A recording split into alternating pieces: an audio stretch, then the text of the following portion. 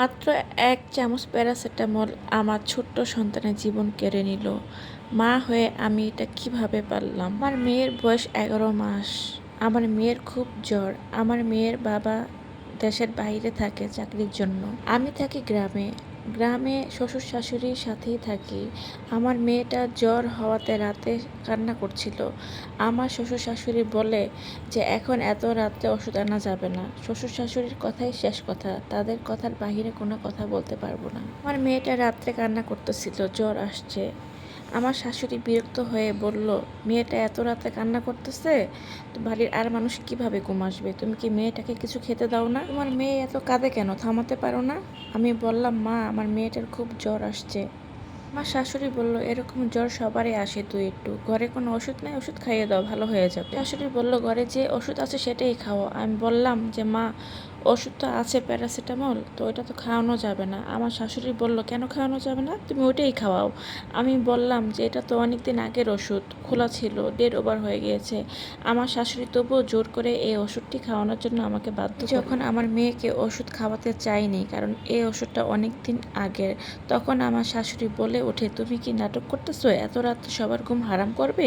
তোমার মেয়ে তো সারাক্ষণ কান্না করতেছে, তোমার মেয়ের কান্নার জন্য কেউ ঘুম আসতে পারতেছে না। তুমি একা রাত জেগে মরো, সবাইকে কেন বিরক্ত করতেছো? আমি চুপ হয়ে গেলাম, আমার আর কিছু বলার ভাষা নেই। যাই হোক, আমি তো মা, মেয়ের কষ্টে বা কিভাবে দেখবো? মেয়ে বারবার চিৎকার করে কান্না করতেছিল। গ্রামে কোনো হাসপাতালও নাই যে নিয়ে যাব। শাশুড়ি ওষুধ নিয়ে আসলো। মেয়েটা অনেক কান্না করতেছিল, শাশুড়ি ওষুধ নিয়ে আসে। ওষুধ নিয়ে শাশুড়ি আমাকে বলে যে ১ চামচ খাওয়াইয়ে দাও। আমার মেয়ে তো ওষুধ খেতে চাচ্ছে না।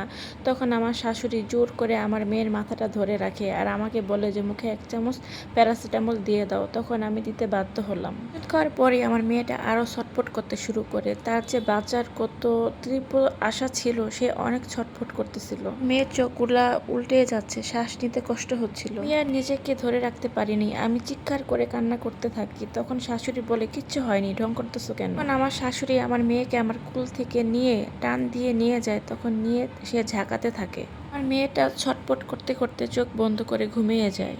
তখন আমার শাশুড়ি বলে, দেখো বাচ্চাকে কিভাবে ঘুম পাড়াতে হয়, দেখো ঘুমিয়ে গেছে, কি সুন্দর করে ঘুম পাড়িয়ে দিলাম। আমি তখনই বুঝিনি যে আমার মেয়ে যে আর নেই। তখন আমার শাশুড়ির কথা শুনে আমি একটু শান্ত হয়ে আমার মেয়ের বিছানা ঠিক করলাম, মেয়েকে শুইয়ে দিব। শাশুড়ির কুল থেকে আমার কুলে নেওয়া মাত্রই আমি খেয়াল করি আমার মেয়ে তো নিঃশ্বাস নিচ্ছে না। তখন আমি চিৎকার করে কান্না করতে থাকি। তখন আমার কান্না শুনে পরিবারের সবাই চলে আসে আর আমি বলি, আমার মেয়ে তো আর নিঃশ্বাস নিচ্ছে না।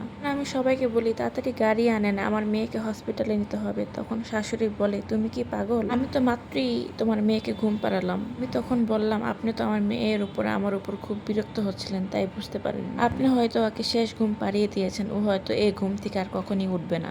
আমার মেয়েকে আমি জড়িয়ে ধরে আমার স্বামীকে কল দিই। আমার শ্বশুর বলে যে এত রাত্রে তুমি কি নাটক শুরু করেছো? তোমার মেয়ে তো একটু আগেও কান্নাকাটি করলো, এখন কয়েক মিনিটের মধ্যে কি এমন হয়ে গেল? আমার শ্বশুরকে আমি বললাম, দেখেন আব্বা, আমার মেয়েটি শ্বাস নিচ্ছে না, দয়া করে গাড়ি আনেন, আমার মেয়েটির কিছু হয়ে গেলে আমি বাঁচবো না। আমি আমার শ্বশুরকে একটা কথাই বলতেছিলাম যে আব্বা গাড়ি নিয়ে আসেন, আমার মেয়েটি হাসপাতালে নিতে হবে, চিৎকার করে আমি এই কথাই বলতেছিলাম। হঠাৎ করে আমার শ্বশুর আমাকে এমন এক ধমক দেয়, বলে যে এটা ভদ্রলোকের বাড়ি, এখানে মেয়ে মানুষের কণ্ঠ থাকে নিচু। এইদিকে আমার মেয়েটি ঠান্ডা হয়ে যাচ্ছে। আমি আমার মেয়েকে বুকের সাথে জড়িয়ে আমি আমার স্বামীকে বারবার ফোন দিই, কিন্তু আমার স্বামী ঘুমিয়েছিল। কিছুক্ষণ পরে আমার স্বামী ফোন ধরে, তখন আমি আমার স্বামীকে সব কিছু বলি। যাই হোক, উনি তো বাবা। তখন আমার স্বামী একজন পরিচিত লোককে একটা ফোন দিয়ে একটা গাড়ি পাঠাতে বলে, তখন একটা গাড়ি আনা হয়। 20 মিনিট পর একটি গাড়ি আসে।